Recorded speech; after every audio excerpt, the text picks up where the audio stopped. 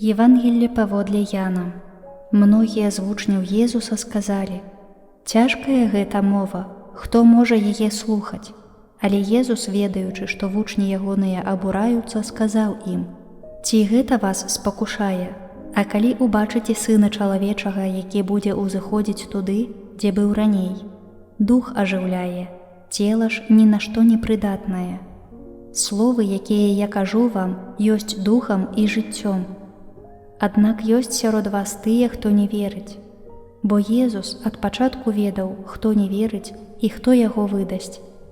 І сказаў: «Для таго гаварыў вам, што ніхто не можа прыйсці да мяне, калі гэта не будзе дадзена яму айцом». З гэтага часу многія вучні ягоныя адышлі ад яго і ўжо не хадзілі з ім. Тады Езус сказаў 12: «Ці і вы таксама хочаце адысці?»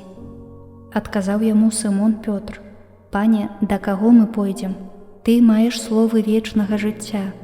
А мы паверылі і пазналі, што Ты ёсць святы Бога.